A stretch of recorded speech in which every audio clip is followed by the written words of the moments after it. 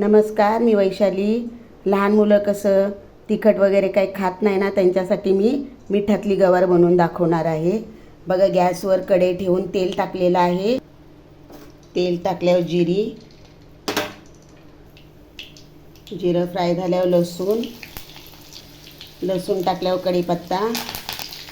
कढीपत्ता टाकल्यावर गवार टाकल्यावर हळद आणि मीठ चांगलं असं परतून घ्यायचं। गवार लसूण जिऱ्यामध्ये चांगली परतून झाली आहे। आता टोमॅटो, थोडंसं पाणी,